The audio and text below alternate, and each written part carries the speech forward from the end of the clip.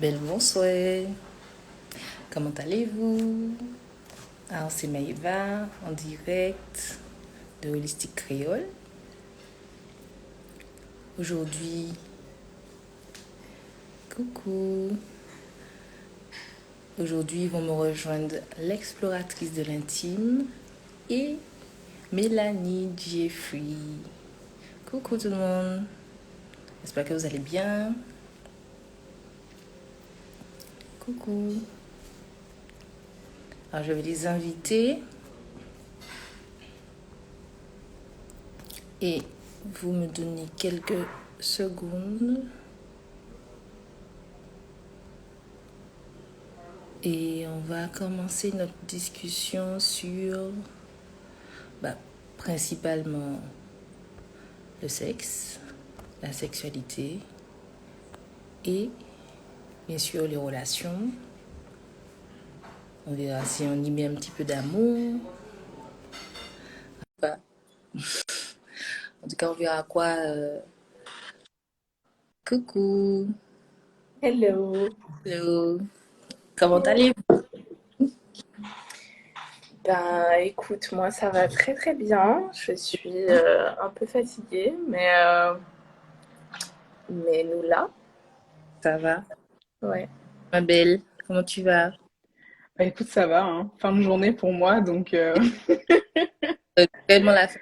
Du coup, il est 20h pour toi. c'est Merci ça. de faire ce live avec nous. Mélanie, merci à toi aussi. Et donc, Merci pour l'invitation. la Oui, merci. présentation. Alors, Ah oui. qui veut commencer? Ne vous battez pas. Alors je sais pas si on m'entend bien par contre parce que j'entends pas très bien Tu m'entends pas bien? l'exploratrice. Bon. Non, Ouais, j'ai toi pas je entendu t'entends. grand-chose pour l'instant. Ah ok, C'est pour d'accord. ça. Ok, d'accord. Non, mais il y avait le rond de chargement sur toi, en fait. Ah, Donc, c'est pour ça que je pense que je t'entendais pas très bien. Bon, bah, du coup, moi, c'est Mélanie. Je suis guadeloupéenne, sexothérapeute, praticienne tantra. Je suis actuellement en Guadeloupe et bah, ça fait à peu près 1 an et demi, 2 ans que je fais mon activité en Guadeloupe, du coup. Voilà, c'est tout. ok, d'accord. Bien maintenant. Oui. Et alors? Alors, moi c'est Astrid, je suis kinésithérapeute, j'exerce à Paris depuis maintenant une dizaine d'années et j'ai créé un podcast qui s'appelle Exploratrice de l'intime qui a pour sujet principal la sexualité et surtout en fait les douleurs ressenties lors de la sexualité et comment arriver à se reconnecter à son corps et à la recherche du plaisir. Voilà. Je pense qu'on est toutes les trois là pour discuter surtout du plaisir, mais je pense qu'on va prendre le temps, je sais pas, de faire un peu le tour de tout ce qui est relations sexuelles, épanouissement en général.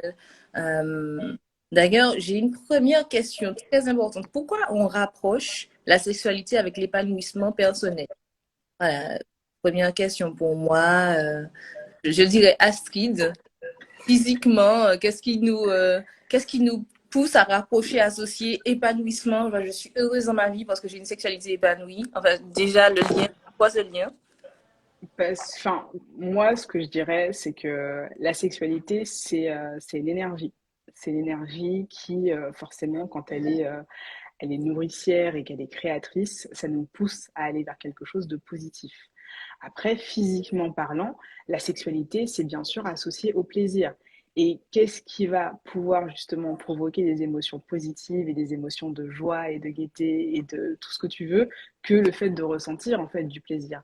Quand on ressent du plaisir à travers ce que l'on mange, à travers ce que l'on sent, et aussi quand on ressent du plaisir sexuel, pour moi, ce sont des choses qui nous poussent justement à être dans une énergie de positivité. Donc je pense que en faisant le lien avec tout ça, c'est ce qui nous pousse à justement faire le lien entre la sexualité et l'épanouissement, comme tu le dis. Oh, d'accord, d'accord. Je mon raisonnement se rapproche du tien aussi. Qu'est-ce que tu en penses, toi, Mélanie? Ben, en fait, je me rends compte que c'est sans doute par rapport à la différence de nos activités professionnelles Parce que pour le coup, comme je suis sexothérapeute, les gens viennent me voir principalement parce qu'ils n'ont pas une sexualité épanouie. Mhm. Donc en fait, c'est rarement associé à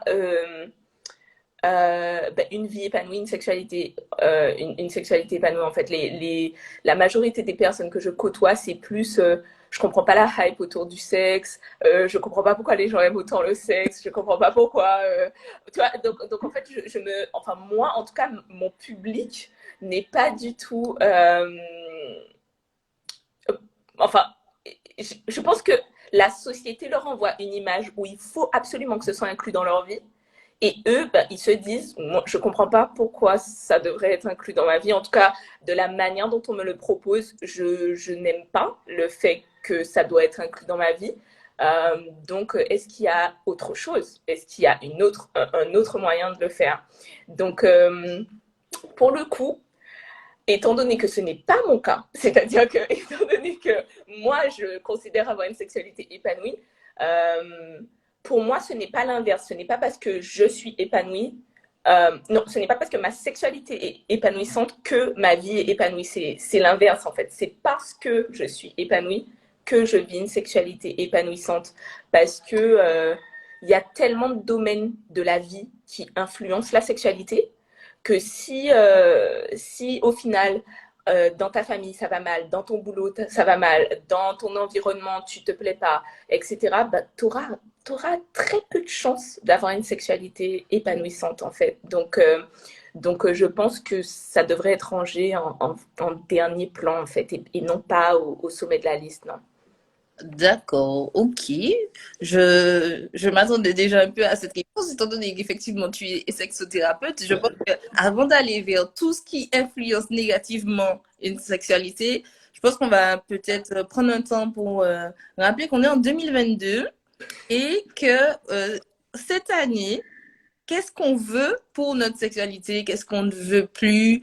Alors, à titre Mmh. personnel, tu vois, moi je me dis, je veux tout ce qui est aligné avec moi au niveau de mes valeurs. Donc, d'avoir un partenaire qui soit aligné à mes valeurs. Mais qu'est-ce que ça veut dire? Donc, est-ce que pour vous, vous rejoignez déjà ce premier point ou est-ce que là, déjà, comment vous allez définir ce qui va être une bonne relation, enfin, une bonne vie sexuelle et une vie sexuelle épanouie? Par exemple, pour toi, Astrid. Pour moi, le fait d'avoir une bonne vie sexuelle ou une vie sexuelle épanouie, c'est une vie sexuelle qui va être alignée en fait avec mes besoins du moment. Et mes besoins du moment, ça peut être avoir du désir comme ne pas en avoir et être parfaitement OK avec ça en fait. Pour moi, avoir une vie sexuelle épanouie, c'est une vie sexuelle qui va être l'incarnation effectivement de mes valeurs et qui ne va pas forcément complètement crouler en fait sous la pression des injonctions de la société, à savoir, je sais pas moi, il faut avoir des rapports à telle fréquence ou alors il faut pratiquer telle ou telle chose pour pouvoir dire que oui ou non, on a une vie sexuelle qui est riche. Enfin, c'est être capable justement de s'écouter suffisamment et de se faire confiance suffisamment pour aller vers ce qui nous fait du bien à nous, mais aussi à ce qui fait du bien à nos partenaires respectifs. Ça, pour moi, ça fait partie de ce que je considère comme étant une vie sexuelle épanouie. Ok, d'accord. Et toi, Mélanie? Top. Alors moi, étant donné que déjà je suis célibataire, donc ça fait que je n'inclurai même pas de partenaire pour l'instant à la question qu'est-ce qu'est une sexualité épanouissante pour moi, parce que ben ça commence avec moi-même. Donc, donc je dirais que déjà, une sexualité épanouie pour moi, ça équivaut à se connaître soi-même. C'est-à-dire que tu peux entendre tout ce que tu veux autour. Tu peux entendre que pour avoir une sexualité épanouie, il faut se masturber ou autre. Si t'aimes pas te masturber, t'as pas à te masturber pour avoir une sexualité épanouie. Si on te dit avoir une sexualité épanouissante, c'est découvrir la jouissance féminine. Si tu n'as pas encore découvert la jouissance féminine, tu peux très bien avoir une sexualité épanouie. Donc pour moi, parce que la question est plutôt personnelle en fait, c'est plutôt Mhm. pour moi en 2022, hmm, Mhm.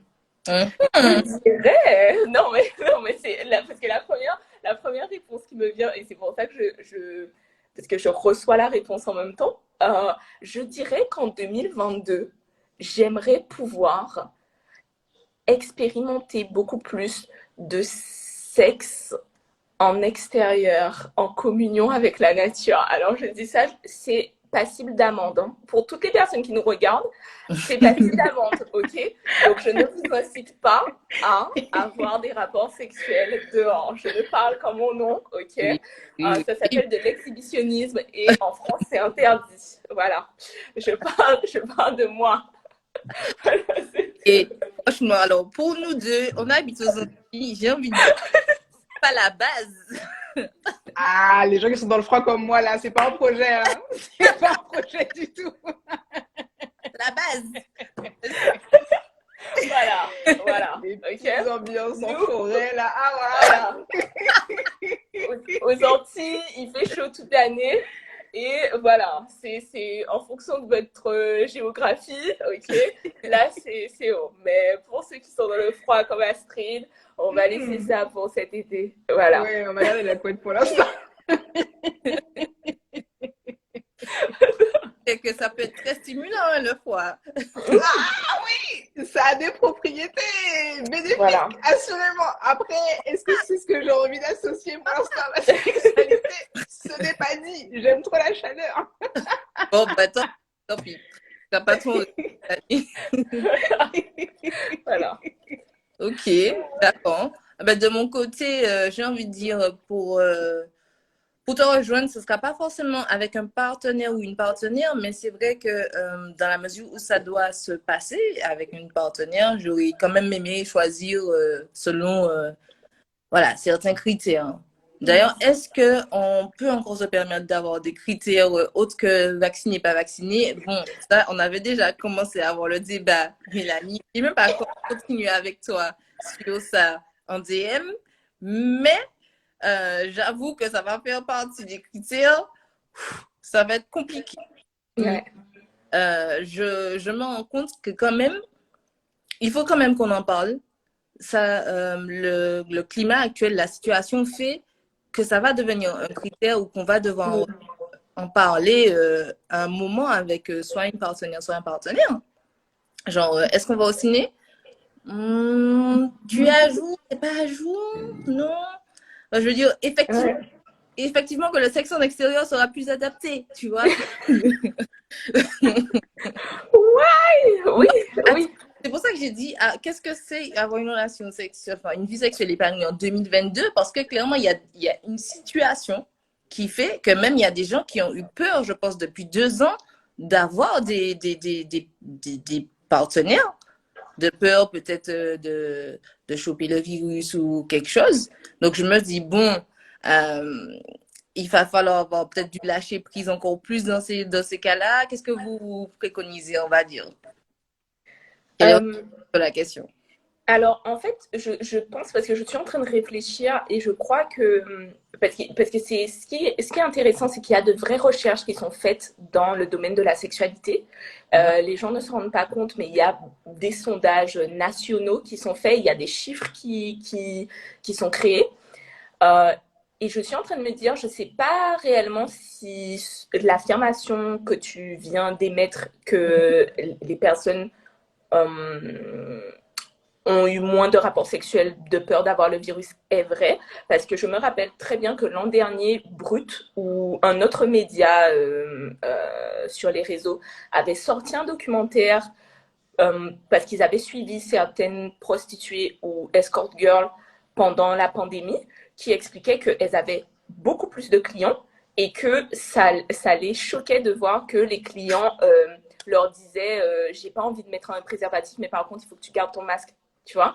Donc, en fait, c'est intéressant. Ouais. C'est intéressant de Et voir que en fait, les gens ne sont pas nécessairement... Alors, ils vont avoir peur d'une MST, mais ils vont avoir peur du virus, mais ils ne vont pas avoir peur d'une MST. Donc, c'est très, très, très... C'est intéressant. C'est intéressant parce que du coup, Non, les mais rapports évoluent. l'humain dans sa complexité, on adore. Voilà. Voilà. Donc, je pense que le rituel de séduction change en 2022. Enfin, depuis 2020, en fait, le rituel de séduction change. C'est-à-dire que est-ce que j'emmène ma partenaire au resto? Est-ce qu'elle a un pass? Est-ce que je l'emmène au ciné, etc. Ça, c'est clair que ça change. Et là, on passe sur une cyber-séduction la plupart du temps. Mais les gens ne... Alors, si les gens font moins l'amour, ça c'est sûr. Ça c'est une donnée depuis bien longtemps, depuis avant le virus. Mais je ne pense pas que ce soit à cause du virus. Les gens font moins l'amour tout simplement parce qu'ils passent beaucoup plus de temps sur leur écran et que c'est un fait. Les écrans sont la principale source de baisse de libido dans notre génération. Donc, ça fait que les gens préfèrent passer 3 heures à scroller sur Instagram jusqu'à la fin des temps plutôt que de converser et de s'exciter. Est-ce que j'empêche quelqu'un de faire l'amour? Aïe, aïe, aïe. Potentiellement, oui. Potentiellement. À ce là, oui, moi. Bon, on était... Fin du live, bam, tout le monde va bien qu'à ses occupations. Est-ce que par hasard, dans ta pratique, tu as rencontré des personnes qui avaient des problèmes, on va dire, dans leur sexualité par rapport au virus? Je sais que c'est pas le médical, mais c'est paramédical. Est-ce que tu as des retours par rapport à ça dans tes amis? Moi, j'ai plus des retours par rapport à tout ce qui va être la peur de s'exposer, la peur de faire des rencontres, parce qu'en fait, en vrai, ça devient une logistique de dingue quand tu y penses. Quand tu es célibataire en 2022, avant, la principale chose de laquelle tu souhaitais te protéger, comme tu le disais, Mélanie, c'était les BST, on va même dire le sida. Maintenant, il y a un listing qui est long comme ton bras. De choses que tu vas devoir essayer d'éviter autant que faire se peut avant de commencer à envisager de te mettre sur le marché du dating. Enfin, je me dis que c'est chaud. C'est très, très chaud. Et ça fait que je trouve les personnes avec qui j'en ai discuté sont quand même dans des émotions très anxiogènes. C'est-à-dire que c'est difficile, je trouve, avec ce contexte-là, d'être vulnérable, d'accepter d'être vulnérable et d'être juste dans l'expression de soi, l'authenticité, le plaisir d'aller à la rencontre de quelqu'un quand tu es en train de te dire ok, là on est au resto, mais en vrai, il faut pas qu'il fasse de conneries avec son masque parce que j'ai pas besoin qu'il m'éternue dessus, je veux pas me choper au micron, etc. Machin. Et enfin, je me dis que c'est chaud. Donc, ça, c'est des échanges que j'ai eus avec des amis et avec des patientes. Après, enfin, c'est juste ça. Pour moi, ça représente la vraie vie. Après, au jour d'aujourd'hui, en vrai, mis à part faire du mieux que tu peux et essayer de mettre toutes les chances de ton côté pour que tu sois comment dire, dans un espace qui te sécurise et avec une personne qui te fait te sentir bien, je ne sais pas si on a beaucoup plus de solutions en vrai, parce que c'est une pandémie, le monde est dans la même situation que nous. J'ai envie de dire que là, maintenant, le risque fait partie de l'excitation. On peut voir ça comme ça. Waouh! Waouh! Alors là, va dire ça à l'ARS, Maëva. Alors là, tout ce qui est dans ce live, tu vois, hors ARS, nous parlons franchement, parlons sérieusement. Ok, bon, ben, je suis sensiblement d'accord avec vous deux. Franchement, là, ça devient technique et en même temps, ça devient one life. Ouais. Let's go avec précaution, prudence et précaution, mais let's go quand même, tu vois. Et du coup, même si on est, je sais pas, team célibataire, Mélanie et moi, mais dans ma façon de voir là, j'ai l'impression que surtout cette année, on a un choix de type de relation qui est inédit. En termes d'acceptation sociale, le type de relation dans lequel on peut se mettre ou ne pas se mettre, ou se mettre un petit peu ou pas. Enfin, je veux dire, là, on est vraiment aussi dans un rapport de l'engagement qui nous permet peut-être, j'espère, de voir plus de chances que la libido n'aille pas vers le bas au fil des années. Mais qu'est-ce que vous en pensez, les nouveaux types de relations? Qu'est-ce qui est, entre guillemets, à la mode, tendance ces temps-ci, niveau relation? Parce que là, franchement, moi, je sais pas, je sais plus à combien de types de relations on est, entre polyamour, pas asexuel, mais enfin, type de sexualité aussi. Donc, Voilà. vous en pensez? J'allais te dire, est-ce que quand tu émets la question, tu penses à l'orientation sexuelle ou est-ce que tu penses au schéma sexuel, au schéma relationnel? Parce que c'est pas la même chose. Alors, déjà, première question, on va dire schéma sexuel. Voilà, ce serait déjà. Enfin, au schéma relationnel, du coup. Ouais. Alors, ça, c'est clair qu'il y a une multitude. Alors, j'ai envie de dire, en fait, le problème, et c'est là le problème réellement, c'est que les différents schémas relationnels ont toujours existé. Ce Oui. n'est que maintenant qu'on les nomme. Donc, ça fait que les gens se disent, oh mon Dieu, mais il y a de plus en plus de schémas relationnels qui émergent. Ben non, en fait, quand tu parles avec tes grands-parents, il y a de fortes chances que tes grands-parents étaient inscrits dans un schéma polyamoureux et qui ne le savaient pas parce que ton papy trompait ta mamie avec un tel et qu'il était amoureux de la dame, mais qu'en fait, voilà, blablabla. Donc, en fait, il y a toujours eu beaucoup de schémas relationnels différents autres que la monogamie. Mais comme la monogamie a été servie comme le Saint Graal et comme la norme, en fait, donc ça fait qu'aujourd'hui, quand on définit le tout, eh ben, les gens se disent, oh mon Dieu, les schémas relationnels émergent. Non, en fait, c'est juste maintenant, ils sont nommés. J'ai parlé de polyamour, c'est pas anodin parce que j'ai l'impression que depuis, on va dire 2019, c'est le schéma relationnel, j'ai envie de dire tendance. Mm-hmm. Et le problème, c'est que il y a une connotation relativement malsaine parce qu'il y a beaucoup de personnes qui utilisent ce terme de manière pas du tout saine en fait, c'est-à-dire que ils voient une multitude de personnes, ils ont un gros problème d'engagement et ils utilisent le polyamour comme étant la carte joker, tu vois, genre mais attends, mais je vois d'autres personnes, tu savais pas, mais moi je suis polyamoureux, tu vois. Donc ça fait que c'est assez particulier. Donc oui, aujourd'hui, on a beaucoup de schémas relationnels qui émergent et on a énormément d'orientation sexuelle qui émergent aussi. Mais ça, c'est vraiment par contre dû à l'évolution sociale. Aujourd'hui, la transition identitaire est un peu plus simple qu'avant.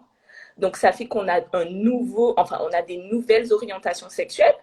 J'oublie le terme parce que franchement, je suis censée faire mes devoirs et apprendre chaque orientation sexuelle, etc. Mais pour le coup, pour de vrai, je crois que tous les 3 mois, il y a une nouvelle orientation qui sort. De ouf. Mais récemment, j'ai appris qu'ils ont nommé l'orientation sexuelle qui est « je suis une personne cisgenre », c'est-à-dire je suis une personne cisgenre et je ne suis attirée que par des personnes transidentitaires. Donc en fait, ouais, donc ça fait que maintenant, ça y est, c'est classifié, c'est là et ça existe. Donc ça fait que il faut rester... en tout cas, nous, sexothérapeutes, il faut rester à jour sur tout ça et c'est fou. C'est fou. Ok. J'ai une question du coup, à toi, Mélanie. Du coup, ça m'interpelle, tu vois. Cette volonté de spécifier autant toutes les orientations sexuelles, est-ce que ça a un but précis, autre que de pouvoir poser une étiquette? Alors, ça, c'est la question. Alors, le problème, c'est que c'est une question qui fait vraiment débat. Parce que les réponses sont très personnelles en fait. Je fais partie de la communauté LGBTQI+. Oh non, Et je me suis arrêtée LGBTQ. C'est comme la dernière mise à jour iPhone. Il y a toujours plus. Il y a Quoi? toujours plus. Mais c'est OK. C'est OK. Plus de nuances. On aime. t'inquiète, on va dire LGBTQ. Voilà, on va se dire LGBTQ, ok? Fais mes recherches sur Google. Voilà, LGBTQ+, ok? Et pour moi, Mélanie, ok? Si ça ne tenait qu'à moi, il n'y aurait eu aucun sigle LGBT, littéralement. C'est-à-dire que pour moi, ça aurait été je sors avec un tel me plaît, point. Demain, je sors avec un tel me plaît, point. C'est fini. Genre, en fait, je me dis, à partir du moment que tu ne couches pas avec quelqu'un, pourquoi ça t'intéresse de comprendre qu'est-ce que la personne fait dans son lit? Pourquoi ça t'intéresse? Ça ne devrait pas t'intéresser. Est-ce que tu as pour projet de coucher avec la personne? Non? Eh ben ok. Donc ça ne devrait pas être une question en fait. Je pense principalement que la raison pour laquelle les gens nomment les choses, et toute chose, je ne parle pas que d'orientation sexuelle, la principale raison pour laquelle les gens nomment quelque chose, c'est pour les gens qui ne comprennent pas. C'est tout. Parce que si toi, tu sais ce que tu ressens et que tu comprends ce que tu ressens, tu n'as pas besoin de l'expliquer. Par contre, si tu dois l'expliquer à quelqu'un, là, il te faut le verbaliser. Là, il te faut un mot pour l'expliquer. Donc, en fait, je pense sincèrement que la raison pour laquelle il y a autant de sigles dans la communauté LGBTQI+, c'est parce que les hétérosexuels existent. Et c'est simple. Non, mais c'est simple. Parce qu'à partir du moment que tu n'es pas hétéro, eh bien, en fait, tu existes et c'est tout. Tu vois, mais à partir du moment qu'on t'oblige à te justifier, ben, tu es obligé de verbaliser la chose. Donc, ça fait que c'est pour ça. C'est tout simplement pour ça. Qu'est-ce que tu en penses? Bah écoute, oui, enfin, je suis d'accord, ça fait sens. Enfin, clairement, c'est le besoin un petit peu d'expliquer, comme tu l'as dit, Mélanie, je suis d'accord. En tout cas, enfin, je le comprends aussi comme ça. Et c'est aussi un moyen, finalement, quand on fait partie d'une dite minorité, ben, de pouvoir aussi affirmer son identité face à une majorité. Je suis tout à fait d'accord avec ça. C'est ça. Ben, écoute, j'arrêterai de t'appeler la fille LGBTQ+. Je dirais juste Mélanie. Si on pouvait partir sur ça, ça pourrait être très bien. Mais on doit parfois expliquer. Mais c'est vrai que le besoin de mettre des étiquettes, surtout pour quelque chose de plus fluide qu'une attirance Ouais. ou une relation avec une personne, devient, je pense, au fur et à mesure de toutes les personnes qui se disent woke, ça commence à devenir carrément. Ne me lance pas sur ça. Évidemment, alors là, évidemment, je dis ça avec énormément de guillemets, mais pour les personnes qui ont envie d'avoir des discussions qui sont au-delà de c'est bien ou mal d'être attiré par des homos ou des trans ou d'essayer de comprendre, tu vois, ça c'est super intéressant de pouvoir juste se passer d'étiquettes. Puisque là, à partir de ce moment-là, on commence d'ailleurs, c'est là où je veux en venir, à parler de ce qui nous attire vraiment, tu vois, et est-ce que c'est plutôt l'énergie de la personne? Est-ce que c'est... Parce que moi, j'ai noté quelques influences à je sais pas, à ce choix, à ces attirances. Il y a les schémas parentaux. Je pense que ça fait partie d'une belle influence quand même. L'énergie dans laquelle on a baigné quand on était jeune, quoi. Parfois la dépendance affective. Bon, alors là, pour moi, je parle plutôt avec un regard plutôt psycho. C'est principalement ce que j'ai remarqué. Mais pour vous, qu'est-ce que vous avez remarqué comme influence pour cette attirance ou ce choix? Alors, est-ce que tu peux spécifier ta question? Est-ce que c'est Nous attire chez l'autre maintenant, entre guillemets, en général, soit pour toi, même dans ta vie. alors, qu'est-ce qui fait qu'on est attiré par quelqu'un? Ouais. Ok, d'accord, c'est ça. Ok, d'accord. Alors, franchement, ça peut être Vague. c'est hyper vague comme question. Parce que Ouais. la raison pour laquelle, franchement, tu peux être attiré par quelqu'un. Alors, ça peut paraître très bizarre ce que je vais dire parce que les gens sont dans un déni total, mais je vous le dis en tant que psychanalyste, sexothérapeute, ok? Tu peux être attiré par quelqu'un parce que la personne te fait penser à ton père. Tu peux être attiré par quelqu'un parce que la personne te fait penser à ta mère. Tu peux être attiré par quelqu'un parce que la personne est l'opposé de ta mère ou de ton père, tu vois? Mais tu peux être attiré par quelqu'un parce que tu es en période d'ovulation et là, ton corps est en train de te dire, voilà, c'est l'heure, tu vois. Donc en fait, ça dépend de beaucoup, beaucoup de choses. C'est pas et ça peut varier constamment, constamment. Donc pour moi, c'est beaucoup trop vague et beaucoup trop personnel. Après, si la question est posée personnellement, genre Astrid, qu'est-ce qui fait que tu es attirée par quelqu'un aujourd'hui? Mélanie, qu'est-ce qui fait que tu es attirée par quelqu'un? C'est la deuxième question, oui, c'est la deuxième question, tout à fait. Je vous avais prévenu en DM. Voilà, Aïe mon Dieu, c'est bien ça. déballage! Et bien évidemment, sur la mesure du consentement, bien évidemment. Je ne vous force à rien du tout. Ben, Astrid, je te laisse commencer parce que parce que tu es en couple. Donc je pense que voilà, ça va aller très vite. Voilà. Euh, Bah, moi, de ce que moi je vis et de mon expérience, ce qui fait que je me retrouve attirée par une personne, ça va beaucoup être l'énergie, l'expérience que je vais avoir avec cette personne-là, les moments en fait vécus vont avoir une grosse, grosse influence sur l'intérêt que je vais porter à une personne. Euh, le physique aussi, ça va compter. Le fait de sentir que j'ai une appréciation en fait de certaines choses, ou de manière très générale, ou alors des choses vraiment très spécifiques en fait au niveau du corps de mon partenaire, ça Bon, va alors, beaucoup, beaucoup 2020, tu as la jouer. barbe ou pas? Ah ouais, ouais, en bas mes poils. Mais c'est personnel, c'est Toutes personnel. ces barbes qui ont poussé pendant au moins 5 ans, là. Non, non, Non, les hommes de Cro-Magnon, c'est pas ma cam. non. Mais c'est personnel, c'est Bon, ok, personnel. ok, ok, ok. Je suis certaine qu'il y a des femmes ou des hommes qui apprécieront ces personnes-là et c'est pas grave, tu vois. Il faut qu'ils aillent vers les personnes qui seront les apprécier à leur juste valeur, tu vois. Donc voilà, je pense que pour moi, ce seraient les principales choses. Ouais. Et toi, Hmm. Mélanie? Alors, waouh. Euh, je ne pense jamais à ça. À chaque fois qu'on me demande quel est ton type, je dis j'ai pas de type et après je me rends compte que j'ai un type. Donc, On a un type. on a tous un type. Non, mais c'est vrai, on a tous un type.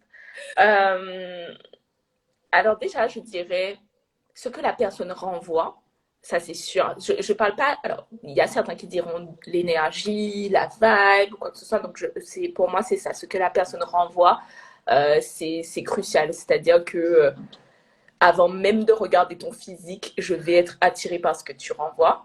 Euh, pour le coup, les personnes à barbe. Je n'ai aucun problème avec les personnes à barbe. Hello, salut. Donc voilà.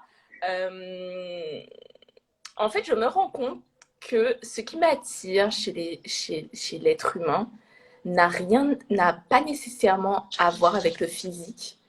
Et je pense que c'est encore plus dur parce que du coup, franchement, je sais pas, je ne sais, c'est pour ça qu'à chaque fois je dis, je n'ai pas de type, c'est parce que pour le coup, c'est beaucoup trop aléatoire. C'est-à-dire que tu vas être un homme d'une certaine manière physiquement, et je vais te dire, tu ne m'attires pas du tout, et l'exact même homme va venir à moi, et je vais dire, oh, I like you, tu vois. Ou tu peux être une femme qui vient à moi et je vais te dire, non, désolée. Et la même femme va venir et je vais te dire, je pense que ça dépend de ce dont j'ai besoin, surtout. Ça, Ok. c'est sûr. Ce dont j'ai besoin dans ma vie va déterminer vers qui je serai beaucoup plus attirée. Et ça, j'ai remarqué ça chez moi. C'est-à-dire que si j'ai besoin, là, alors je vais donner un exemple que je n'ai pas vécu, ok? C'est la première chose qui vient à moi.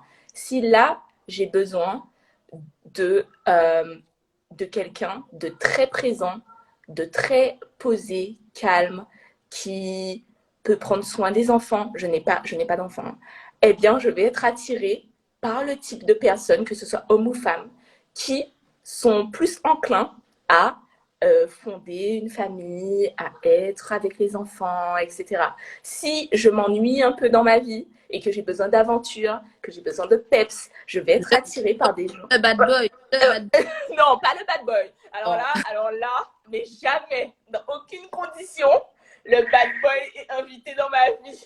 Aucune. Ok, on raye ça à Aucune. 2022. On raye ça. Pas de bad boy. La vitesse à laquelle Astrid a rayé les hommes à barbe, ok? Moi, je raye les bad boys. Mais alors là, il y a les bad gals aussi, hein, parce que les bad gals et les bad boys, maman, loin, loin, loin. Ok. Toxic boy, toxic girl, non. Non, Et non. c'est lié, c'est lié. Voilà, donc c'est surtout ça. Mais physiquement, non, non, c'est... D'accord, ok. N'empêche qu'il y a un vrai débat sur qu'est-ce qu'on veut, entre guillemets, les besoins, en même temps, l'attirance sexuelle. Je ne sais pas si tu connais le travail d'Esther Perel sur l'infidélité, sur tout ce qui... Alors, elle dit que dans une relation, on veut à la fois la sécurité et l'excitation. Sauf que les deux ne peuvent pas forcément être trouvés chez la même personne. Du coup, on constate une grosse attirance pour tout ce qui est personnes indisponibles émotionnellement qui vont nous apporter la fameuse excitation. Ça, c'est le schéma, hein, bien sûr. Hein.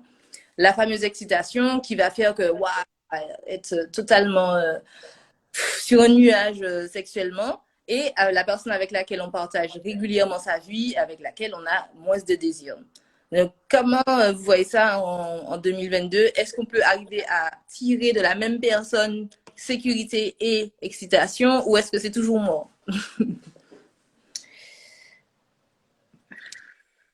Je sais pas, je serais pas aussi catégorique. Après, bon, nous avons une professionnelle là. Donc, Arrête. Alors, voilà. alors pour le coup, elle a raison. Astrid a raison. Pour le coup, Oui. c'est mon boulot, ok? Et la preuve en est que oui, c'est possible puisque je travaille et que je suis payée pour ça. En fait, le problème, c'est que le problème du couple, et ça, c'est en tout temps, c'est que le cerveau est un ordinateur qui se programme. À partir du moment qu'on a l'habitude de faire quelque chose, à partir du moment qu'on crée une habitude, on rentre dans la zone de confort. Et la zone de confort, c'est la prison dorée. Donc ça fait qu'à un moment donné, elle sera plus du tout confortable, cette zone.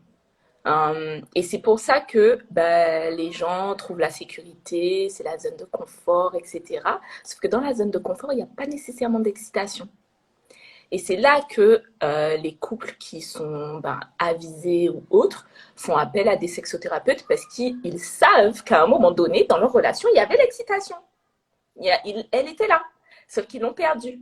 Et ça peut se raviver parce que au même titre que tu crées des habitudes pour qu'il y ait une routine de stabilité, que les choses roulent, tout simplement, eh bien, tu peux créer ta routine d'excitation aussi. Sauf que parfois, on a besoin d'aide pour ça. Et c'est là qu'on fait appel à une sexothérapeute, c'est là qu'on va dans des ateliers tantra, etc.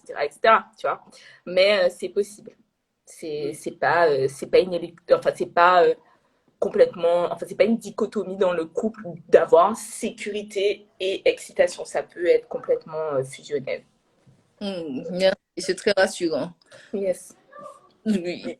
Mais Donc, c'est vrai que de mon point de vue, en tant que personne qui n'est pas spécialisée en fait dans le côté sexothérapie, c'est la croyance que j'ai aussi, et ça fait partie de mes valeurs, en fait, au sein de mon couple, c'est que à partir du moment où tu ne te mets pas de limite sur les explorations que tu peux faire avec ton partenaire, avec ta partenaire, ou même pour toi-même, seul, bah, il n'y a pas de raison en fait que l'excitation disparaisse, puisque en vrai, ce qui, à mon sens, va créer de l'excitation, au-delà d'aller vers quelque chose de nouveau, ça en fait partie, mais il n'y a pas que ça. C'est aussi finalement la profondeur des expériences que tu vas continuer à vivre pour toi-même, mais aussi avec ton ou ta partenaire qui vont entretenir cette sensation justement de plaisir, d'excitation et ce goût de j'y reviens.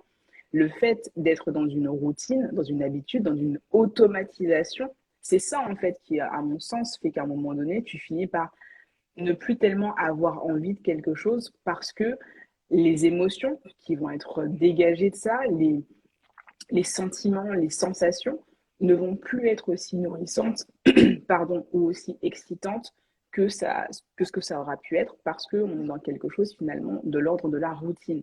Mais la routine n'a pas d'obligation de s'installer tant que justement on continue à se créer des moments de qualité. En tout cas, c'est comme ça que je vois les choses. Preach. Donc, justement, qu'est-ce qu'on peut explorer, puisque Madame l'exploratrice de l'intime, qu'est-ce qu'on peut explorer déjà, alors pas nécessairement cette fois-ci, c'est une question seul à seul. Qu'est-ce qu'on peut déjà explorer de son intimité pour créer cette fameuse routine d'excitation seul et peut-être avec quelqu'un ou quelqu'une? Alors, je dirais que la première chose, c'est de commencer à avoir une relation assez saine avec son propre corps. Et j'utilise bien le terme de corps. Comment est-ce qu'on se sent avec soi? Qu'est-ce que on se dit quand on se croise dans le miroir? Est-ce que c'est I like you ou c'est plutôt ah non, franchement, il y a encore ça qui va pas. Arriver à assainir cette relation avec son propre corps, avec l'image que l'on a de soi-même. Ça, c'est déjà un premier pas. Parce que quand tu es capable de te donner de l'amour, tu vas plus facilement pouvoir être dans une relation où tu vas te sentir en sécurité avec une autre personne. Ça va déjà être une première chose.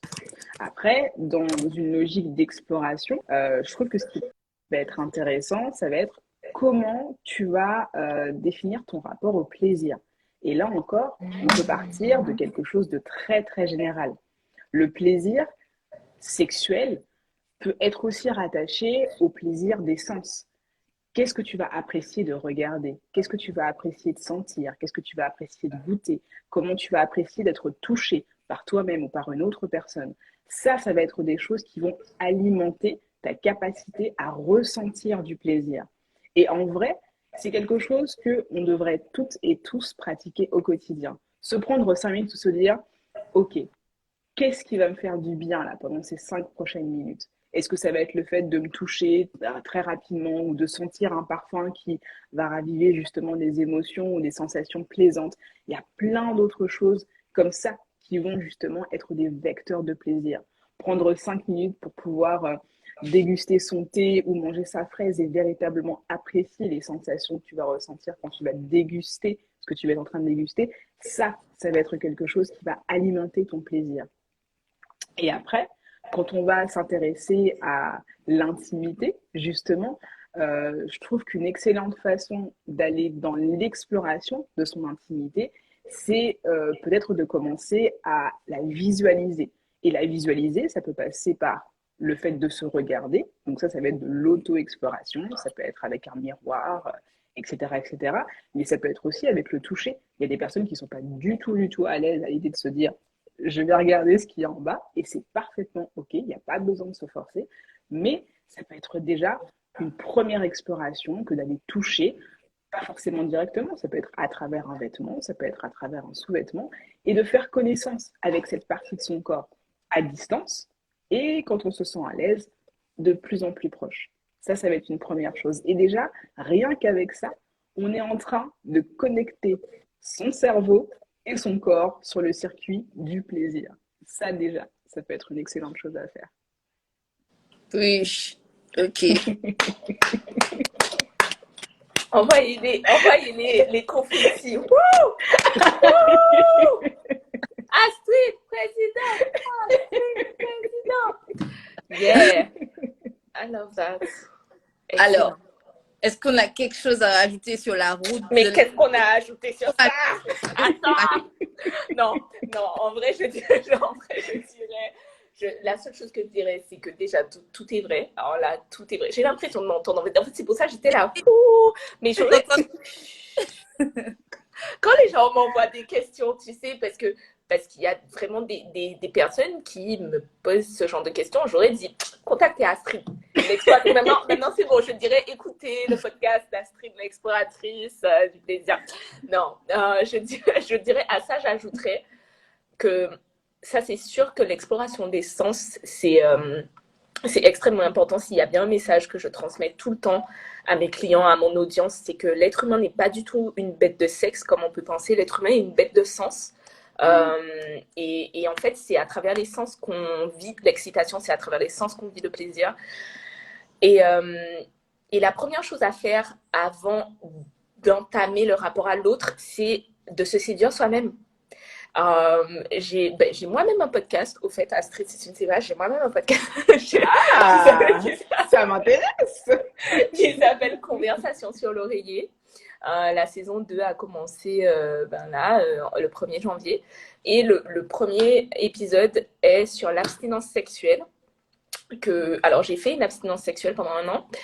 Et pendant cette abstinence, je me suis séduite à nouveau, mais vraiment, c'est-à-dire, je concoctais des dîners aux chandelles pour moi-même, je mettais la musique le soir, j'étais là, ok chérie, maintenant on va danser dans le salon, etc. Et franchement, j'avais l'air d'une schizophrène pendant 1 an, mais, ça m'a appris vraiment beaucoup de choses.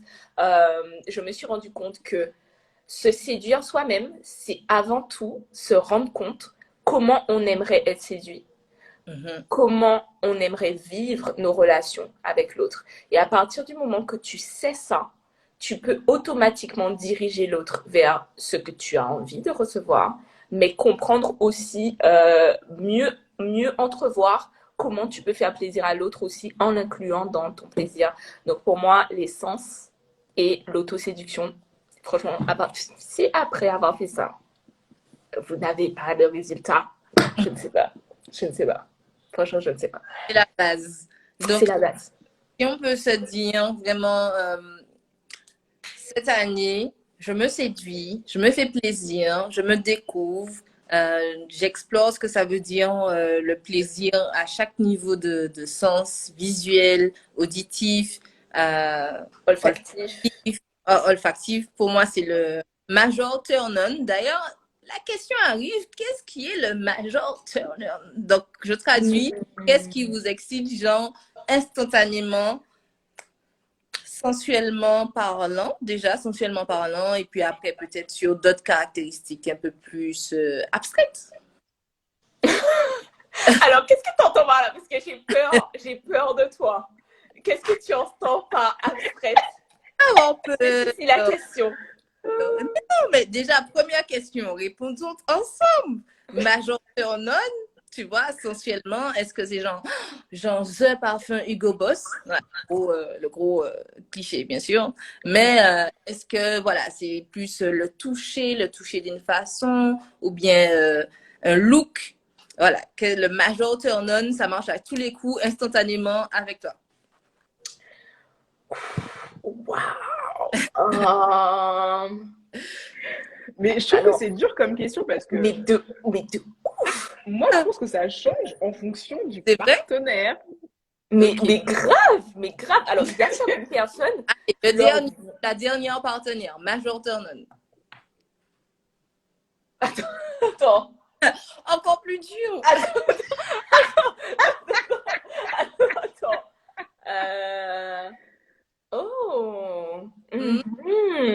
Alors, je dirais le Louis, parce que cette personne avait une voix, mais oh my God. Mais alors ça, pour le coup, oui. Alors là, je dirais oui. Louis, franchement. Et le truc, c'est que la voix, ce qui est très, très intéressant, c'est qu'au-delà du verbe, parce que le verbe nécessite une culture générale, nécessite une certaine poésie. Mais ce qui est bien, c'est que même quand la personne n'a pas de culture générale ou n'a pas de poésie, euh, la voix est une vibration qui est très, très, très intéressante à explorer parce que les gens ne se rendent pas compte que parfois, juste émettre des sons comme ou faire vibrer la voix pendant la sexualité, enfin pendant l'acte sexuel en fait, peut générer des choses mais très très très puissantes. Donc l'ouïe est vraiment un outil incroyable dans l'exploration du plaisir. Yeah, j'avais ça à dire. Alors Astrid, maintenant c'est à ton tour. Quel sens? Alors, Alors, Louis, c'est clairement quelque chose qui me stimule énormément.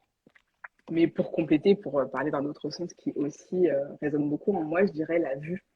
C'est-à-dire le fait de voir mon partenaire en action, de faire quelque chose, ça peut être une tâche du quotidien, n'importe quoi, etc. Mais le fait de le voir sans que lui me regarde, en fait, ça peut être quelque chose qui va être un grand Yes. vecteur d'excitation. Parce que, parce que quand tu es en train justement de regarder cette personne qui a de l'intérêt pour toi, sans que vous soyez forcément dans un échange direct, je trouve que c'est très, comment dirais-je, c'est poétique dans le sens où ça laisse place à toute ton imagination et à toutes les possibilités que ton cerveau est capable de calculer et je trouve ça très excitant. Voilà, le fait de se faire ces petits scénarios flash dans la tête, j'aime beaucoup. je partage. Alors, j'avoue que j'ai découvert que la voix était vraiment un vecteur très puissant, vraiment. Tu vois, les petits audios, les petits mémos vocaux que tu réécoutes, tu vois. Merci. Ah, Oui, oui, oui. Merci Maëva. Merci. Oui, ça fait pas. Non, mais vraiment. Bon, alors, qu'est-ce que maintenant, alors, dernière question au pluriel. Euh, Qu'est-ce que vous avez trouvé qui était trop overrated? Genre, l'année dernière, on vous en a trop parlé, vous avez trouvé ça trop saoulant en matière de sexe, ou bien même de relations, entre guillemets, amour, ou bien relations entre deux personnes. Moi, je dirais, quand je dis ça, je parle de. Tout le monde te disait, ouais, il faut absolument te masturber à une époque, tu vois. Et toi, bon, moi, je le sens pas, tu vois. Je trouvais que il y avait une hype autour de ça. Il fallait avoir son vibromasseur. T'as pas son vibromasseur, mais what the fuck, surtout quand on était une femme. Euh, ok, t'étais un petit peu à la ramasse. Donc là, qu'est-ce que vous avez remarqué qui est un peu genre trop côté, faut que tu l'aies ou faut que tu le fasses? Non, il y en a pas trop. oh. Moi, je suis pas une meuf de la hype, hein, donc J'adore je suis Astrid. Moi, je suis pas une désolée. meuf de la hype, ok? Moi. Non, je suis désolée. Hein. Moi, vous Alors m'avez sorti de là, ma grotte là. Moi, personnellement, Non, il y je en a sais pas. Il n'y a pas, s'il n'y a pas de réponse, il n'y a pas de réponse. Hein. Mais je pense que, par exemple, moi, c'était la masturbation, genre un peu obligatoire, qui m'a un peu saoulée à une période. Sinon, voilà quoi. alors en fait, moi, je me rends compte que j'ai vraiment du mal à dissocier qu'est-ce qui était, enfin, qu'est-ce qui générait l'engouement général et les problématiques que j'ai le plus rencontrées au travail. Bah après, tu peux parler justement des problématiques. Est-ce que, par exemple, il y en a qui arrivaient, oui, j'arrive pas à faire ça, ou bien j'arrive pas à être comme ça et ça me saoule comme ça et pas moi, ou ce genre de choses. Quand tu te Alors, sens outsider, quoi. alors l'an dernier, la problématique que j'ai le plus rencontrée, et c'était pas une problématique qui avait en cabinet au début, c'était vraiment l'adultère. Alors, ça paraît complètement genre bah, logique quand on Mhm. est aux Antilles, parce qu'on se dit ben forcément, mais en fait, c'était l'adultère, mais pas du tout comme on croit, c'est-à-dire que c'était pas mon gars m'a trompé, c'était vraiment l'adultère 50-50, hein. C'est-à-dire ben, ma femme m'a trompé, je suis ici pour vraiment me remettre de ça, ou ben, le couple qui venaient ensemble en cabinet parce qu'il y avait eu adultère d'un des parties et qui souhaitaient se remettre de ça ensemble, c'est-à-dire essayer de regagner la confiance de leur partenaire bah, j'ai eu, alors je vais dire beaucoup, c'est pas beaucoup, mais j'étais surprise d'avoir autant de couples qui venaient en cabinet pour rompre correctement. Mais vraiment, c'est-à-dire que des couples qui souhaitaient être accompagnés dans leur rupture pour pas qu'il y ait de rancune, en fait, je la déteste ou je le déteste, etc. C'est-à-dire, il y a eu une faute. On arrive en cabinet pour déjà se mettre à plat sur cette faute-là et rompre, en fait. Et j'étais là, mais waouh, je trouve ça vraiment très, très beau que Très mature. non, mais très mature. Non, mais oui, c'est ça.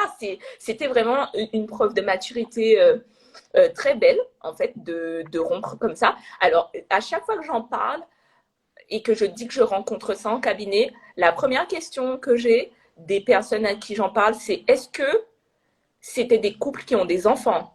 Parce que ça paraît logique de faire ça quand on a un enfant, parce que, eh ben non, pas nécessairement. Ce n'était pas nécessairement des parents, c'était même des personnes des jeunes couples, enfin des jeunes couples, je veux dire des personnes de moins de 40 ou 50 ans qui venaient et qui voulaient rompre bien. Donc ouais, c'était la problématique que j'ai le plus rencontrée l'an dernier, l'adultère, que ce soit chez l'homme ou chez la femme. Ok, d'accord. Et Ouais. tu fais des interviews, Astrid, avec des personnes pour tes podcasts, ou bien même qui t'interpellent particulièrement en DM pour une problématique ou une autre, ou bien quelque chose dont ils voudraient faire l'expérience davantage? Bah, moi, quand on vient de discuter avec moi en DM, c'est souvent quand on fait face à des problématiques de douleur dans le domaine de l'intimité, de la sexualité. Donc, tu vois, je vais avoir pas mal de personnes qui vont me poser des questions par rapport à des situations où elles vont avoir des difficultés à la pénétration parce que bah, il y a probablement un vaginisme ou un périnée hypertonique ou alors des problèmes avec des symptômes au niveau de la sphère intime qui apparaissent comme ça et on ne sait pas forcément quoi faire ou comment interpréter ces choses-là. Ça, c'est des questions qui vont être posées, oui, effectivement, assez fréquemment. Euh, donc après, enfin, voilà, moi, dans les problématiques récurrentes que j'ai, ça va surtout être ça.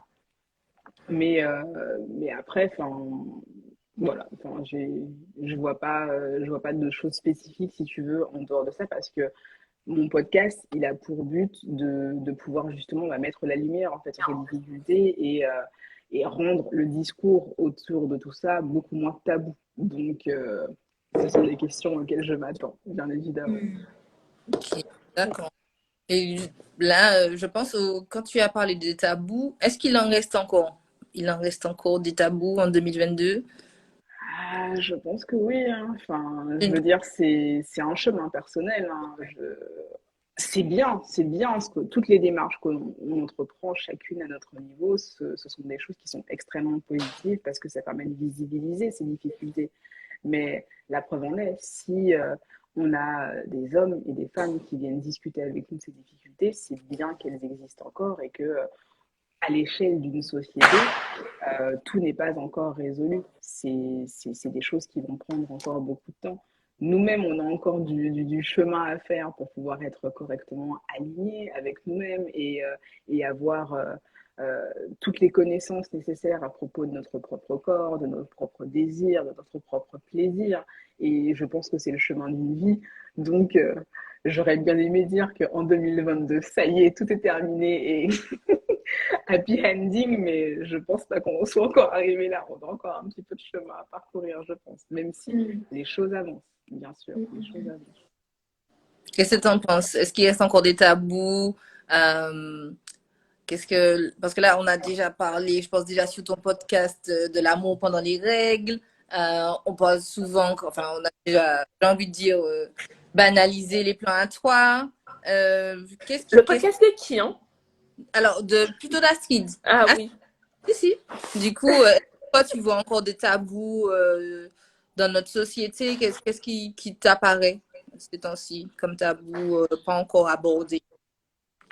Alors ça, c'est clair que les rapports sexuels pendant les règles, ça, c'est pas du tout abordé. Euh, les rapports, alors, la sexualité des personnes âgées, j'ai l'impression que les gens font comme si, à partir du moment que tu as passé 50 ans, c'est bon, tu n'as plus de rapport sexuel. Alors que personnes âgées, on parle de personnes de plus de 80 ans, ok? Et les personnes âgées sont, enfin, la sexualité des personnes âgées est complètement délaissée. La sexualité des personnes en situation de handicap aussi, ça c'est sûr. Tout ça, ce sont des grands, grands tabous. J'ai envie de dire, parce que j'ai pu être en contact avec pas mal d'assistantes sociales en 2021. L'inceste n'est pas du tout, du tout, du tout. Franchement, c'est-à-dire que on sait que c'est là, mais on n'en parle pas. Surtout dans les familles, en fait, tout simplement. Hein, on est au courant, hein, mais on ne veut pas en parler, on ne veut pas, voilà. Euh, Après, dans un côté moins dark, j'ai envie de dire, euh, bah, enfin, j'ai l'impression qu'on ne parle pas authentiquement de la grossesse, de après, enfin de l'après grossesse, comment bah c'est pas du tout, enfin on édulcore la chose, on embellit la chose, c'est waouh tu es maman, c'est super génial, fais ta rééducation du périnée et tu verras qu'après tout va aller bien, etc. Non, non, c'est beaucoup plus compliqué que ça et je pense qu'on n'en parle pas du tout assez. Donc en fait pour moi j'ai pas envie d'être pessimiste, mais il y a cette révolution sexuelle qui est un peu à double tranchant, en fait, parce que c'est-à-dire qu'on parle beaucoup plus de la femme, on parle beaucoup plus de l'anatomie féminine, du clitoris, il y a beaucoup plus de choses qui sont, La révélation. voilà, qui sont mises en avant.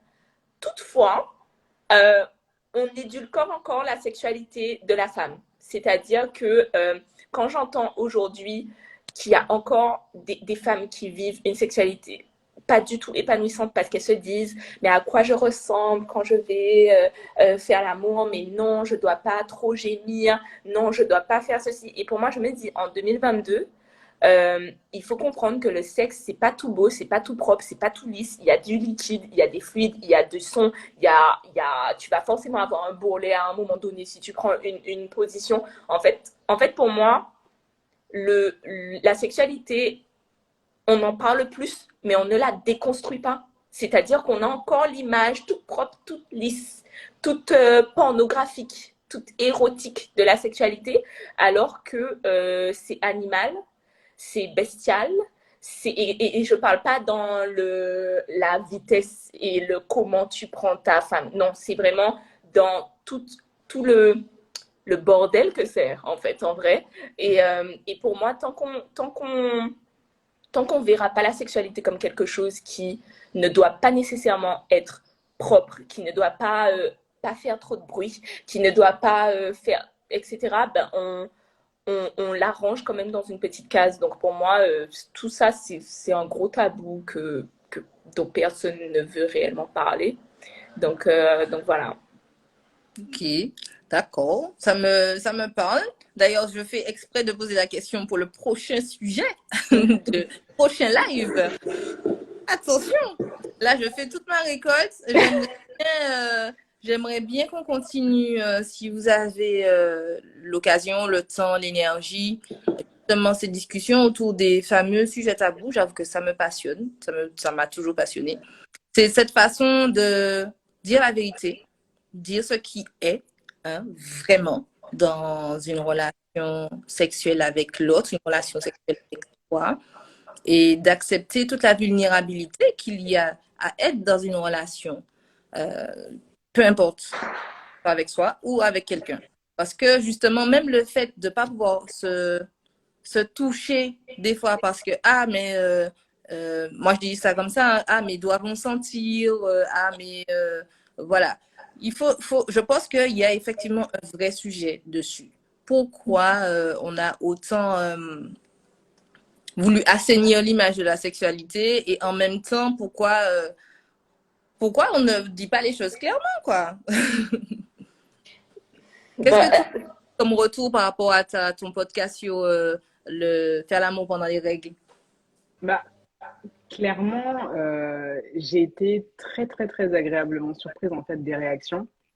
Alors, clairement, il y avait la team des Awa, on veut pas, pour Mhm. plein de raisons qui sont tout à fait valables, parce qu'on a des douleurs, parce que on sent que c'est pas le moment, parce que le corps est pas disponible, parce que le copain n'est pas disponible, ou parce qu'on n'est pas du tout à l'aise avec ça, parce qu'on trouve ça dégueulasse, dégoûtant, bref, exactement tous les termes que tu veux. Il y a effectivement cette team-là et la team des franchement, à cette période-là, je suis on fire.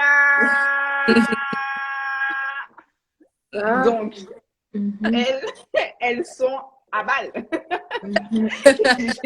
J'ai même eu les copains, les conjoints, qui étaient en train de me dire, mais c'est la meilleure période du mois. C'est génial. Non, mais en vrai, franchement, moi, j'avoue, je suis team on fire pendant les règles. Bon, ça dépend après de l'état d'esprit, hein. Ça dépend si j'ai envie de faire une petite cérémonie avec mon sang menstruel. Enfin, bon, bref, si ça dépend dans quel mood je suis, mais c'est pas un moment où la libido s'éteint, en tout cas pour moi, mais pas du tout. Et ça, j'avoue qu'avant, soit ton podcast, soit d'autres podcasts euh, qui sont sortis du tabou, moi je pensais franchement que j'étais malade mentale. En fait, je pensais que j'avais un gros souci dans Mais ma tête. non, Je me dis, non, non, mais. non. Et puis surtout, oubliez, je ne comprenais pas mon corps. Je me disais, mais. Frère, sœur, qu'est-ce que tu fais là, c'est pas le moment. Pas le moment. Donc c'était plutôt ça, quoi. Mais du coup, merci à toi. Je trouvais que c'était une super, super initiative. D'ailleurs, je pense que quand on est dans le corps médical ou paramédical, on n'a pas le même rapport avec le corps. Je sais pas si. Oui, Ah non, oui, non, ah non. oui. Franchement, oui. Dans le sens euh, où, tu vois, par exemple, ce que tu dis là, les règles, moi, je fais de la rééducation périnéale et ça m'arrive, je pense, tous les mois où j'ai une nouvelle patiente dont j'ai commencé le traitement et elle a son retour de couche, elle a ses règles et elle m'appelle pour me dire, alors en fait, je crois qu'il va falloir annuler le rendez-vous aujourd'hui parce que j'ai mes règles. Bah non, c'est pas obligé. Moi, personnellement, je m'en fous. Après, c'est vous. Si vous n'êtes pas à l'aise avec ça et que vraiment c'est un moment du mois où vous n'avez pas envie qu'on vienne vous embêter, il n'y a pas de problème. Mais si ça ne vous dérange pas et que moi je suis OK, en fait, il n'y a pas de souci. Ce n'est pas ok. une obligation, en fait, de devoir vous ostraciser parce que vous avez vos règles. Il n'y a pas de problème. Mais il faut prendre le temps, il faut oser, en fait, le verbaliser et en discuter parce qu'on peut partir sur des espèces de préjugés qui vont te faire dire que, bah, en fait, non, c'est sûr, l'autre va penser que c'est dégoûtant, l'autre va penser que c'est pas le moment. Bah, en fait, non, ça se trouve, toi déjà, si tu es à l'aise avec ça, peut-être que la personne en face de toi le sera aussi, et ce sera une belle conversation à ce moment-là. Tout à fait. Qu'est-ce que tu en penses? Tu as eu ce genre de discussion avec tes clients, tes clientes? Ben ça c'est sûr. Ben j'ai eu un peu les deux discours, c'est-à-dire le discours des partenaires hommes et le discours des femmes concernées évidemment. Ben, moi j'ai eu droit à des clientes qui m'ont dit tout comme toi Maëva, ben moi pendant mes règles j'ai de fortes poussées de libido et je sais pas comment proposer à mon partenaire d'avoir des rapports sexuels pendant cette période. Il y a énormément de femmes qui se sentent mais sales, j'emploie les mêmes termes qu'elles, mais sales de vouloir, rien que de vouloir, même pas de passer à l'acte, mais de vouloir un rapport sexuel pendant les règles. Euh, ben, il y a des hommes qui sont catégoriques, c'est-à-dire il y a des hommes, c'est moi quand ma femme a mes règles, je ne la touche pas, voilà, c'est fou, un cabaillet comme on dit en créole. Euh, et c'est intéressant de savoir pourquoi tu lui donnes cet espace. Est-ce que tu lui donnes cet espace parce qu'elle en a besoin ou est-ce que tu lui donnes cet espace parce que tu es répugné par le fait qu'elle ait ses règles? Et si tu es répugné, ça vient d'où? Qui t'a appris que c'était sale? Après, tout à l'heure, on a parlé des sens. Il y a des personnes qui sont beaucoup plus sensibles à certains sens. Et il y en a enfin même des femmes qui disent je déteste mon odeur corporelle ou mon odeur menstruelle pendant les règles. Donc c'est non, c'est même pas parce que j'ai mes règles, c'est juste je ne supporte pas mon odeur, donc je n'ai pas envie que mon partenaire subisse ça. Il y a des partenaires qui disent ben, moi je n'aime pas du tout l'odeur de ma compagne ou autre quand elle a ses règles, donc non, c'est même pas le sang en lui-même, c'est juste ça. Donc voilà, il y en a certains qui ne jurent que par ça, qui disent mais moi, mais à ce moment du mois, mais c'est le meilleur moment du mois, tu vois. Donc voilà, moi je trouve que le plus dur, c'est même pas le passage à l'acte ou, ou autre, c'est plus initier le dialogue autour de ça.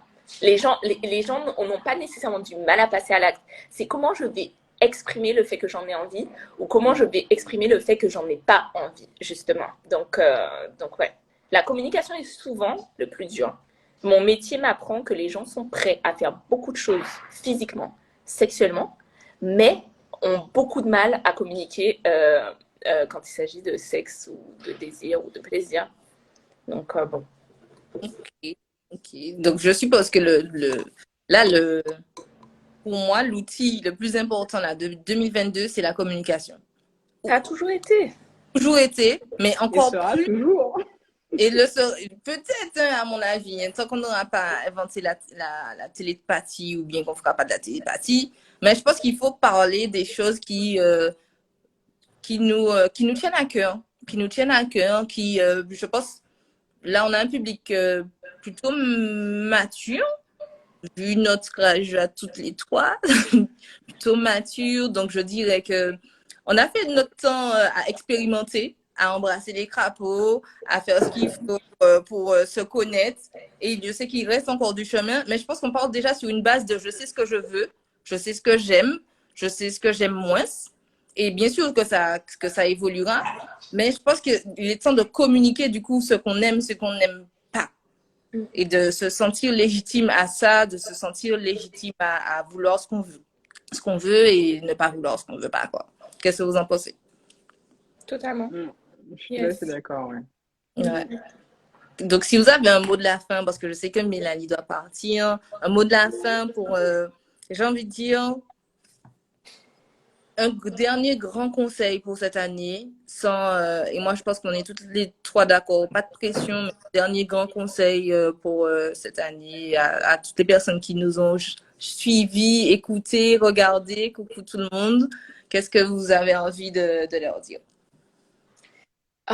Moi, franchement, j'ai envie de dire. Attends, c'était quoi ton slogan de tout à l'heure? Le risque fait partie du plaisir. Le risque fait partie du plaisir, ok? Non, non, mais sans rigoler, je dirais vraiment que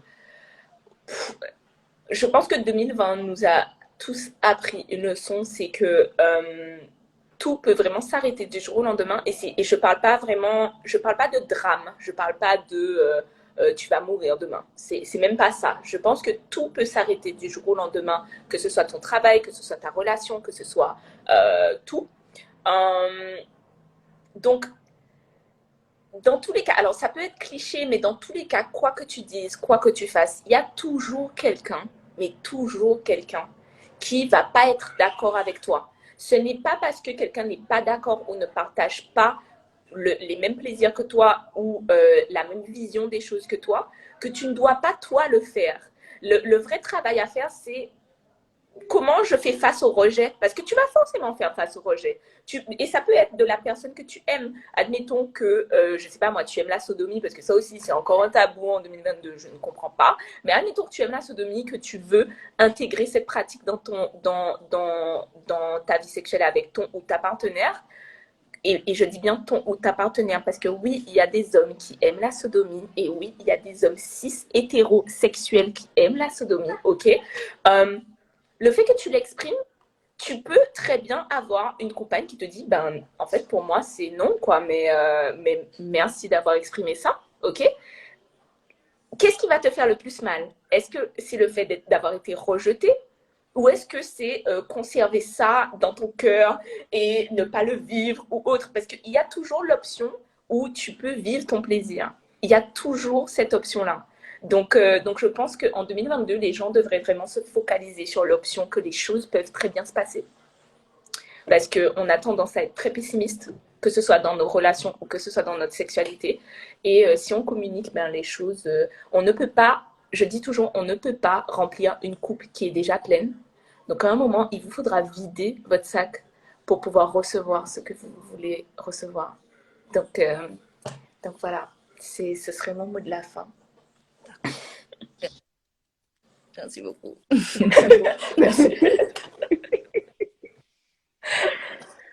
Alors moi, mon mot de la fin, c'est ce que je partageais dans mon dernier podcast, à savoir ce que j'avais envie d'emporter avec moi en 2022, à savoir l'indulgence. L'indulgence envers soi. Parce que je pense que tout un chacun, on ne se rend pas compte à quel point on peut se mettre énormément de pression sur nos épaules pour énormément de choses, pour tous les aspects de notre vie, j'ai envie de dire, que ce soit par rapport au travail, par rapport à la famille, par rapport à notre corps, par rapport à notre hygiène de vie, par rapport à la sexualité. Et en fait, à un moment donné, il faut accepter de se laisser tranquille. Il faut accepter que les choses prennent du temps et que le temps est votre allié. Et donc, plutôt que de se focaliser sur la concrétisation des résultats, se focaliser sur le résultat, on va prendre le temps pour 2022 de commencer à apprécier le processus, à commencer à apprécier le chemin qui nous permet d'aller jusqu'au résultat.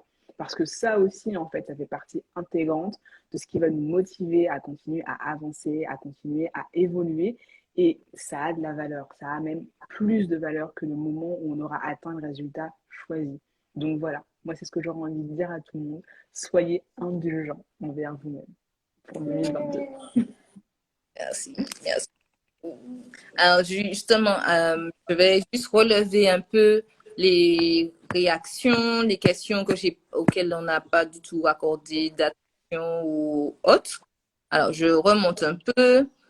Alors, première question, j'adore. Alors, si vous avez des questions ou vous avez des choses à nous dire, alors, peut-on avoir une vie épanouie sans sexualité? Mélanie nous a répondu que oui. Oui. On est d'accord. Je remonte. Alors, le corps s'adapte à toutes les saisons. Ça, c'était pour toi, Astrid. Qu'est-ce que j'avais vu? Je crois qu'on n'a pas eu énormément de réactions. On n'a pas fait de beaucoup de choses. Merci à toutes les personnes qui nous ont dit que c'était un beau live. Je pense que les confessions étaient très intéressantes. On nous a un peu tendu la perche, hein, j'ai envie de dire. Hein. Alors, oui, tout le monde est d'accord, mais jamais on veut l'entendre que chacun sa vie et chacun son chemin. Alors, je pense plus encore dans la sexualité, en fait. S'il y a quelque chose de, il y a peut-être plus intime, je sais pas, mais c'est vraiment chacun comme il le sent, chacune comme il le sent. C'est vraiment, si j'ai envie de dire, cette année, encore plus que d'habitude, on se force à rien du tout. Rien. À avoir des relations sexuelles, ne pas avoir, on se force à rien du tout. Pour moi, la notion la plus importante et le conseil que je donnerais, c'est le consentement. Apprendre, comprendre dans sa chair qu'est-ce que c'est le consentement. Donc, c'est-à-dire vérifier avec soi, dans sa conscience, dans son cœur, dans son corps, est-ce que j'ai envie de ça? Est-ce que je suis inspirée à faire ce qui m'est demandé, ce qui m'est peut-être suggéré? De clarifier, expliciter tout ce qu'il y a à expliciter. Oui, je veux ça comme ça, mais pas comme ça. Bien évidemment, si on peut y mettre de la poésie, tant mieux. Mais si il faut y aller en mode awa, niet, nada, qu'on soit clair et je pense qu'on n'ait plus honte ou qu'on n'ait plus d'appréhension. Les histoires de j'ai peur de le perdre, j'ai peur de la perdre parce que je veux pas faire ça. Consentement. On se concentre. Focus, consentement. Est-ce que c'est aligné à toi? Est-ce que c'est aligné à tes désirs ou pas? Si jamais tu as envie de développer cette pratique-là, il ne faut pas que ce soit sous la pression. Ça n'a aucun intérêt. Apprendre à faire quoi que ce soit de sexuel sous la pression, si tu n'as pas de plaisir à le faire, et ça ne va pas le faire. Ça va juste pas le faire. Et je remonte. Je crois que j'ai tout remonté. Ok. Les questions, j'ai pas vu les derniers. Ouh là là, il y a plein de messages. Hein. Plein de trucs. J'envoie une question, mais je sais pas où elle est passée. Non. Non. Bon, non, c'est bon. Je crois qu'on a fait le tour. Donc, je vais juste vous demander de rappeler si on peut vous contacter, comment on peut vous contacter et pourquoi. Et pourquoi il ne faut pas contacter Mélanie, s'il vous plaît. Merci, Maëva. Oui, Merci. non, je sais. Je sais. Alors, On va commencer par toi. Comment on peut te contacter, pourquoi, etc. Alors, on peut me contacter en message Instagram déjà, en message Facebook sur ma page Facebook Mélanie J et sur mon site internet www.mélanie-jacobin.com. Et on peut me contacter pour tout ce qui est problèmes relationnels, problèmes sexuels, réappropriation du corps. On peut me contacter quand on n'a pas encore commencé sa sexualité et qu'on souhaite être guidé pour commencer sa sexualité. On peut me contacter pour explorer une nouvelle sexualité, découvrir une autre sexualité. On peut me contacter pour tout ce qui est tantrisme. Donc, je sais que c'est une notion un peu abstraite. Malheureusement, ce live n'est pas à cet effet. Donc, il y a tout plein de publications sur mon Instagram qui expliquent le tantra et à quoi ça sert. Et puis voilà, on peut tout simplement me contacter pour tout ça. Je donne des cours de sexualité, je fais énormément de choses. Tout est sur mon site internet. Et il ne faut pas me contacter. Alors là, il ne faut pas me contacter pour me poser des questions qui sont déjà sur mon site internet. Il ne faut pas. Il ne faut pas me dire, Mélanie, c'est quand le prochain événement? Parce qu'il y a une publication du prochain événement sur mon Instagram, tu vois. Il faut, voilà, tout ça, tout ce que vous pouvez trouver sur mon site ou sur mon Instagram, il ne faut pas m'envoyer de message pour me poser cette question. Voilà, parce que mon assistante et moi travaillons très, très dur à mettre toutes les informations en doublon, en quadruple, en tout, pour que vous l'ayez partout. Donc, si vous ne lisez pas, je ne vous réponds pas. Parce que moi, je vais faire comme si je n'avais pas lu votre message, tu vois. C'est exactement ça. OK? Donc, voilà. Du coup, voilà, c'est surtout Instagram et mon site internet où je suis tout le temps disponible. Voilà. Okay. D'accord. Alors, attends, une petite question, peut-être plus pour toi, Astrid. J'ai vu qu'en fait, il y avait une question dans la boîte à questions. Et le sexe, quand on a l'endométriose, vous n'en avez pas parlé. Alors, si tu as le temps, dans les 5 dernières minutes, le sexe pendant Alors, j'ai envie de te dire, j'en ai parlé dans un épisode du podcast. Voilà. Oui. Voilà, c'est bien, Astrid, c'est ça. C'est ce qu'il faut faire. Il faut pas se répéter 40 000 fois. Je prends exemple sur toi, Mélanie. Merci. Voilà. Oui, non, c'est vrai. J'ai fait un épisode du podcast qui parlait justement de sexualité d'endométriose. C'était une interview avec une autre podcasteuse qui s'appelle Andolove, enfin, dont le podcast, pardon, s'appelle Andolove, qui est vraiment top parce que justement, elle est focus justement sur les troubles sexuels en lien avec l'endométriose. Et donc, du coup, la personne qui a posé cette question, désolée, je vais pas donner ton nom, je n'ai pas vu la question passer. Je t'invite à écouter le podcast et aussi à du coup à prendre toutes les infos que tu veux sur nos 2 comptes Instagram. Je pense que tu trouveras de quoi faire. Voilà. Donc, juste pour rappeler du coup maintenant comment te contacter, si on peut te contacter et pourquoi? Alors, on peut me contacter sur Instagram via les DM, il n'y a pas de souci. Donc, mon compte Instagram, c'est @exploratrice de l'intime, tout attaché. Et puis, pourquoi me contacter? Moi, j'ai fait le choix de créer du contenu et de créer un podcast qui parle de sexualité et surtout en fait de douleur dans la sexualité pour justement mettre en lumière ces problématiques et ne pas faire comme si c'était normal d'avoir mal quand on a des rapports, ce qui n'est pas le cas. Voilà. donc voilà, mettre en lumière ça. Donc il y a déjà beaucoup d'informations, beaucoup de choses dont j'ai déjà commencé à parler sur le compte Instagram et sur le podcast. Il y a beaucoup de personnes qui s'y retrouvent et qui me font des retours extrêmement positifs, donc ça me fait plaisir. Merci à vous.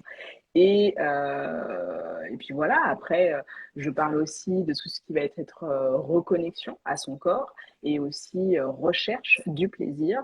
Là, au cours de l'année 2022, j'ai envie de créer d'autres petits événements qui seront des événements physiques, des ateliers, des choses comme ça. Donc, ce sera l'occasion de pouvoir en discuter ensemble. Donc, il n'y a pas de souci, on pourra en discuter à ce moment-là. Voilà. D'accord.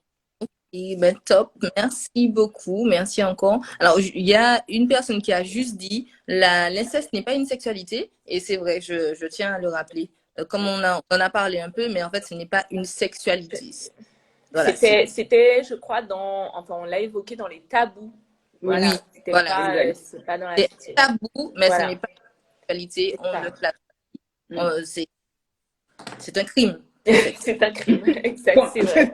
C'est vrai. Point. Voilà. Il n'y a rien à rajouter. C'est ça.